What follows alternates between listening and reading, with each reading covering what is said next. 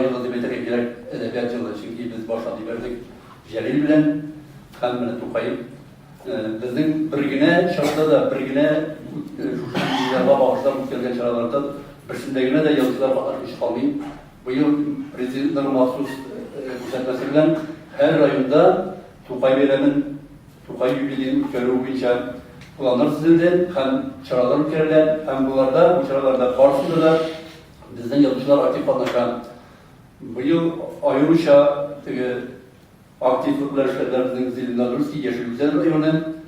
Yeşilgüzel rayonunda Tukay'ın Beşik degen avluda Tukay'ın Bibi Salida bası yaşayan anının da haberi hem Bibi Salida'nın kızının haberi yine 22'sinde April 22'sinde bizden yazıcılar, Türkiye yazıcılar giderler Beşik'e Yeşilgüzel rayonuna hemen da zorlap Tukay'ın yübüleyin zorlap gelirler. Şimdi bizim 19'unda kişi buldu. Tukay rayonu Çaldılar, geldiler. Tukay rayonu mektepleri okuşların diyip, kitaphanecilerin diyip, yazıcılar katlaşında yübileye başlanan çara bizim Tukay rayonunda yıl sayın, Tukay isimlerinden belli bulaştın yazıcılar katlaşında şunday çaralar ülkeleydi yübileye bulmağını şartta da.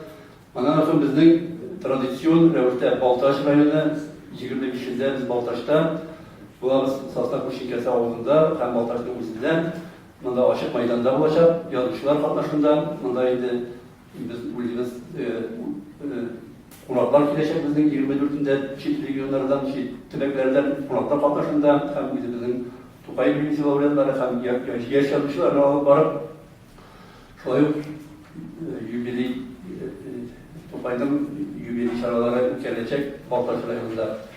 Ondan sonra bizim 22'si o tradisyon revişte o arşada zor çaralar ötecek. Bunda müziğine çaralar var. Bizim Telekom işması bunda ulaşan bir rolün bazı rahmet ederek gerek müzisyen aldı. Şu inisiyatifler çıkıp müziğine, ondan sonra kurayını, kuşlamışta şöyle müziğden bunda en birinci arşada 22'sinde ilkten bunda başlanacak kuşlamışta zor beylem, ondan sonra arşağa düşecek. Arşada bizim halk yazıcılarında bu yıllar dostlar var. Bunda Galasker Kamal, Ömer Başirov, Galip Akhunov, Mehmet Nabdiyev, dostlar, onlara çiçekler koyuyor. Arşanın üzerinde zor halk katlaşında metirik fikirli bir çara ülkelecek. Ondan sonra Kırlay'a koşuyor. Bunda şöyle bizim Tukay bilimci laureatları hem kilgen buraklarımızı alıp varıp hem indi bilgili bulayın yana laureatlarımız bizim yıl şartlarına yazışırız. Tukay bilimcisine kandidatlıkla takdim edildiğine irteger olarak iş. Tukay bilimcisi komitelerin oturuşu, anda indi bilgili olur diye bildiğimiz. Anda yazışlarını bizim 9 yazışımız bu yıl Premi'ni davralayıp bu yazıcılar arasında şunlar davralayıplar var. Hem iki yazıcımız biz Tukay'ın 120 yıllarında 4 yazıcıya verilgen idi. Biz yani bu yılda belki şunday mümkünlük tabir Tukay Premi'si komitelerin diyecek diyen ödülen yollanamız.